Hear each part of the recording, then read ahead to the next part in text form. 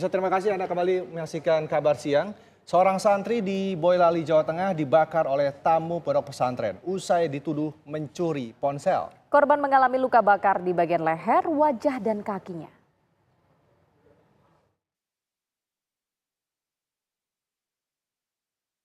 Beginilah kondisi SS usia 15 tahun, santri Ponpes Darus Syaadah di Kecamatan Simo, Kabupaten Boyolali, Jawa Tengah yang mengalami luka bakar serius usai dibakar pelaku Muhammad Galang Setiadharma, seorang tamu Ponpes. Pelaku berusia 21 tahun ini langsung ditangkap dan menjalani pemeriksaan di Polres Boyolali. Dari hasil keterangan pelaku, peristiwa penganiayaan berencana ini bermula saat pelaku mendapat laporan dari adiknya yang juga salah satu santri Ponpes soal ponselnya yang hilang. Adik pelaku menuduh korban yang mengambilnya. Saat meminta penjelasan kepada korban dan tak mengakuinya, pelaku lantas menyiramkan BBM jenis Pertalite ke tubuh korban dan membakarnya. Pada saat menanya tersebut, tersangka ini menyiramkan bahan bakar bensin atau pertalite itu ke tubuh korban dan menanyakan berkali-kali memang korban itu tidak mengambil sehingga tersangka ini menyulut korek. Ya. Akhirnya si korban ini terbakar. Korban mengalami luka bakar di bagian leher, wajah, dan kaki. Saat ini korban masih dirawat di RSUD Simo, Boyolali. Dari Boyolali, Jawa Tengah, Agus Sabtono, TV One, mengabarkan. Pondok pesantren Darus Syaadah Boyolali, Jawa Timur menyerahkan kasus penembakan santrinya ke pihak kepolisian. Ya, mereka tidak menyangka pelaku sengaja membawa BBM di dalam botol air minum.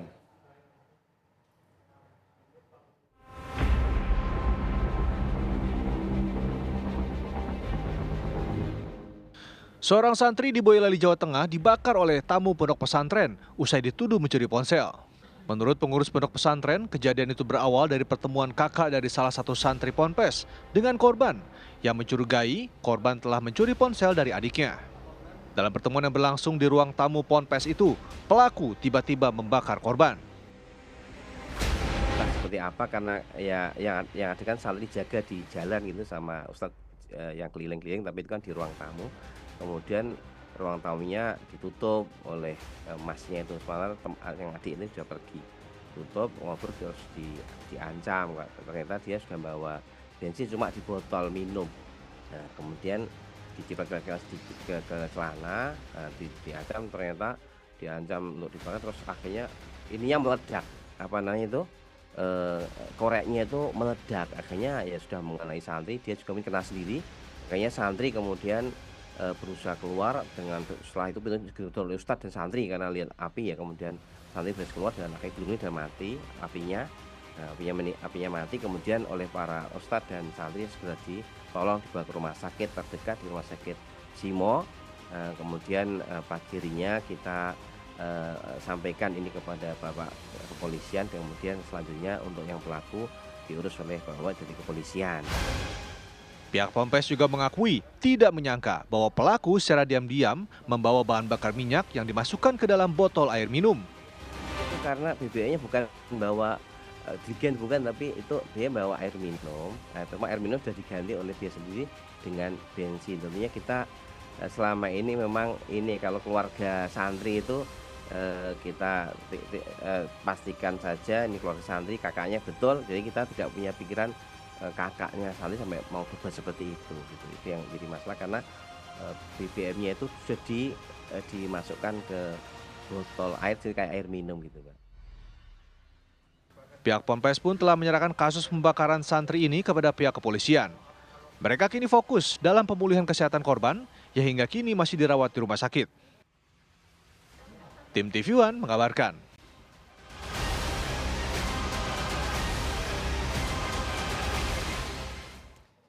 Dan untuk mengetahui lebih banyak mengenai peristiwa santri yang menjadi korban pembakaran di Boyolali, Jawa Tengah, kita telah terhubung bersama dengan pengurus pondok pesantren Darus Syaadah, Bapak Kusdi Ridwanullah. Assalamualaikum, selamat siang Pak Kusdi. Waalaikumsalam warahmatullahi wabarakatuh. Selamat siang, Mas. Baik, selamat siang Pak Kosti. Ini kita ingin mengetahui sebenarnya bagaimana dengan prosedur jika ada kunjungan dari luar yang ingin masuk ke dalam pondok pesantren.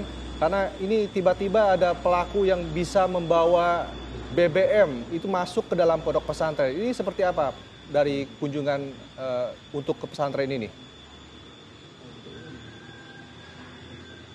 Ya, sebagaimana pondok-pondok yang lain, prosedur kalau ada tamu itu datang ke ruang tamu, kemudian dicek oleh bagian tamu.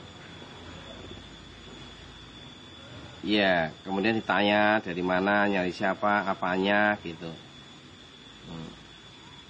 Apa sebelumnya? Setelah jelas, kemudian ditemukanlah dengan tamunya itu. Baik, Pak Kosdi. Tapi dari pihak pondok Dengan maksudnya santri yang dicari tadi ya. Baik, dari pihak pondok pesantren sendiri apa tidak menaruh kecurigaan Pak bahwa yang bersangkutan ini akan melakukan tindakan keji tersebut? Tidak sama sekali, karena ini kan keluarganya santri ya. Dan kita tidak tahu kalau sebelumnya itu ada problem. Karena HP yang hilang itu kan tidak dilaporkan Ustadz. Dia sembunyi-sembunyi memakai HP itu. Baik, Pak Kosdi, kami ingin mengkonfirmasi, apakah benar ini pelaku adalah alumni dari pondok pesantren, Pak? Oh iya, ya, dulu juga ini alumni pondok, tapi pondok di tempat lain ya, kayak di wilayah lain. Kemudian tugas di daerah kerja atau di daerah tempatnya. Apalagi itu kita tidak menyangka. Baik, Pak Kosdi. Tapi pada saat pelaku ini datang ke pondok pesantren, apakah tidak terlihat mungkin ada ekspresi marah begitu yang terlihat dari wajah pelaku sembari ia kemudian membawa BBM yang dimasukkan di dalam botol minuman? Enggak, itu kan yang ketemu bagian tamu, ya biasa, tamu biasa, nemui adiknya, sehingga ditemukan dengan adiknya. Terus bensinnya kan tidak dinampakkan karena seperti minuman di botol gitu loh, kayak apa kopi gitu kan, ternyata diisi bensin. Jadi kita tidak menyangka kalau wadah kopi isinya bensin. Gitu. Baik, Pak Kosdi mungkin bisa ditunjukkan ini lokasi pertemuannya ada di mana Pak? Dan apakah ada pendampingan saat pertemuan antara pelaku dan korban? Ya, ini tempatnya di kamar tamu ini kamar tamu untuk menginap para tamu yang jauh-jauh, yang pelakunya tinggal di sini. Ini kemudian mengunci pintunya itu, kunci pintunya, alhamdulillah kemudian bisa dibuka oleh korban sehingga dia bisa selamat. Baik, jika disediakan kamar khusus begitu untuk tamu keluarga yang datang menengok sanak family-nya di sana, apakah pelaku ini sudah beberapa lama tinggal di pondok pesantren, Pak Kosdi? Apakah sebelumnya ini tamu tersebut menginap atau bagaimana? Oh iya, ini baru malam itu juga habis isak datang. Nah, tamu-tamu yang mau nginap kita bolehkan. Kalau jelas tamunya kan sudah jelas kakaknya santri, kita bolehkan, kita kasih fasilitas kamar. Di sini ada sekitar 4 kamar ya untuk menginap para tamu, bisa untuk 2 orang atau 4 orang. Baik, ini kan mengenai permasalahan ada dugaan mengenai ponsel, Pak, pencurian ponsel. Nah, apakah sebelumnya pihak pondok pesantren sudah mengetahui ada permasalahan ini antara korban dan pelaku, Pak? Nah, belum, Pak. Jadi korban dan adiknya pelaku ini termasuk teman dekat. Baik. Teman dekat. Nah, kemudian kalau di pondok itu membawa HP kan tidak boleh.